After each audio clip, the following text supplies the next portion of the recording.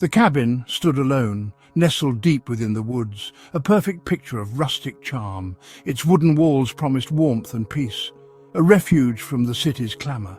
The air was crisp and clean. The silence was almost sacred.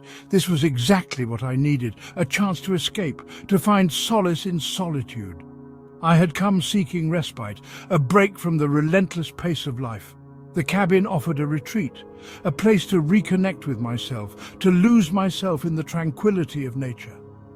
The first day passed in a blur of contentment. I explored the nearby trails. The woods welcomed me with open arms.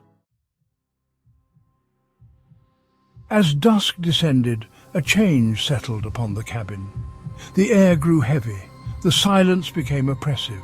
I dismissed it as the tricks of a tired mind, the remnants of city anxieties clinging to my thoughts.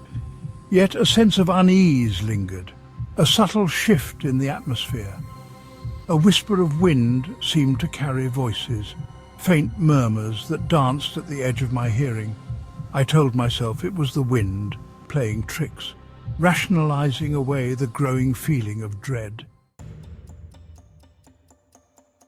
My sleep that night was troubled, plagued by unsettling dreams, visions of shadowy figures and disembodied whispers. When I woke, the sun was barely peeking over the horizon. The cabin felt different, colder, as if an unseen presence had settled within its walls. I tried to shake off the unease, blaming it on the lack of sleep, but the day only brought further disturbances. Objects moved inexplicably. Footsteps echoed from the empty floorboards above. My initial dismissal was replaced by a chilling fear. Something was wrong. I could no longer deny it. Nightfall brought with it a palpable terror. Every creak of the floorboards, every rustle of leaves outside my window sent shivers down my spine. I huddled by the fireplace, its warmth a meagre comfort against the growing darkness that seemed to emanate from the very walls. Then I saw it, a flicker of movement in the reflection of the window pane. Slowly I turned, my breath catching in my throat. Standing in the doorway, shrouded in shadows, was a figure. Its eyes glowed with an unnatural light, piercing the darkness with a malevolence that chilled me to the bone. Terror seized me. I was paralyzed, unable to move or scream. Section 5. A Gateway Unveiled. This is where the story takes a darker turn, plunging us into the unknown. The figure glided towards me, its movements eerily silent. It was as if it was floating, defying the very laws of nature. The air grew heavy, thick with an unseen energy.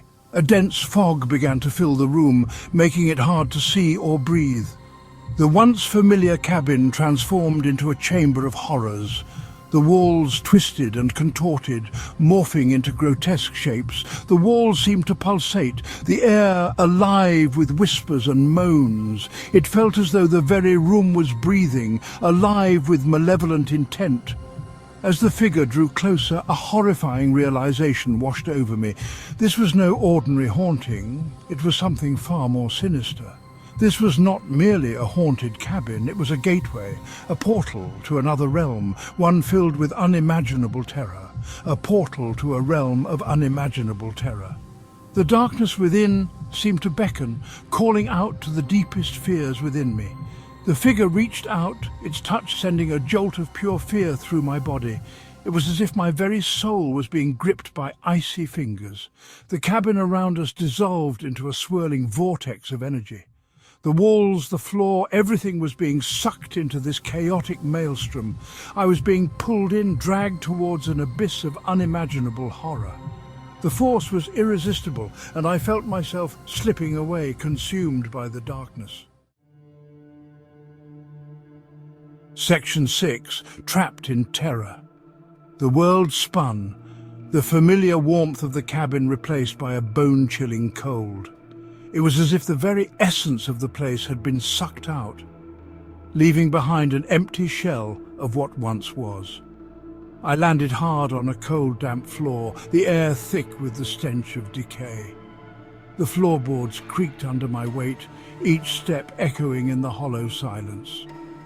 Gone were the comforting wooden walls and the crackling fireplace. The warmth and safety I once felt had vanished, replaced by an overwhelming sense of dread. I was surrounded by darkness, the only light emanating from an eerie green mist that hung heavy in the air. Panic surged through me, my breath coming in short, ragged gasps. I scrambled to my feet, my heart pounding against my ribs. Where was I? What was this place? The questions raced through my mind, but no answers came. The shadowy figure from the cabin was gone, but the feeling of dread remained, a suffocating weight pressing down on me. I could feel eyes watching me from the darkness, though I saw no one. I was trapped in a nightmare, a realm of pure terror from which there seemed to be no escape. Every direction I turned led to more darkness, more fear. The walls seemed to close in on me, the air growing thicker with each passing moment. I knew I had to find a way out, but the path was unclear, shrouded in shadows and uncertainty. I stumbled through the oppressive darkness, my hands outstretched, searching for something, anything familiar. The ground beneath my feet was uneven, littered with what felt like bones. Each step I took was met with the hollow echo of my own fear. I had to get out of this place. I had to find a way back to my world, to reality. But which way was out?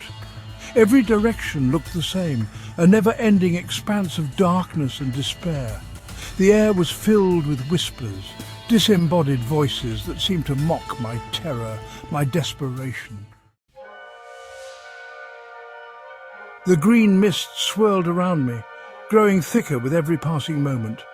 I could feel it seeping into my clothes, my skin, its icy touch sending shivers down my spine. It was as if the realm itself was trying to consume me, to drag me down into its depths.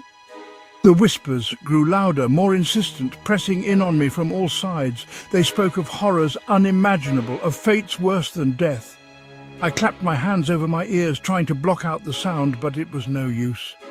The voices permeated my very being, filling my head with their chilling pronouncements. I knew then that running was futile. This place, this realm of terror, was toying with me, savouring my fear. I had to face it. I had to confront whatever horrors awaited me in the darkness. Slowly, I lowered my hands from my ears, steeling myself for the onslaught of whispers. But instead of the chilling pronouncements of before, a single word echoed through the darkness. A word spoken with a chilling calmness that was somehow more terrifying than the cacophony that had preceded it. Welcome.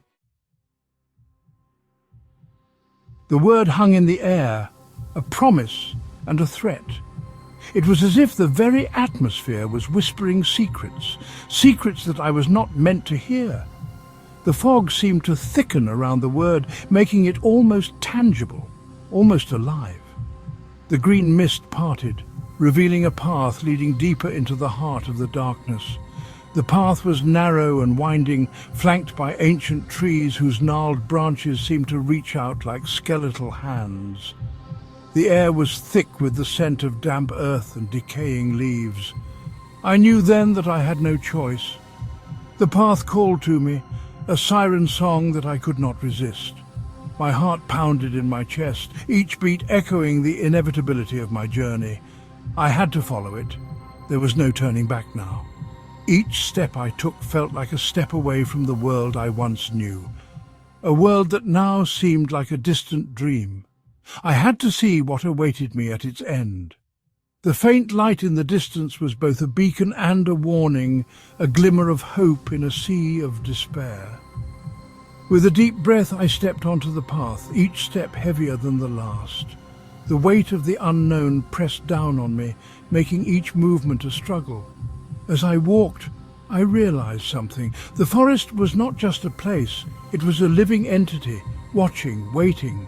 The shadows seemed to move with a life of their own, whispering secrets that I could almost understand. The fear that had gripped me so tightly was beginning to subside. In its place, a cold, calculating calm began to take over.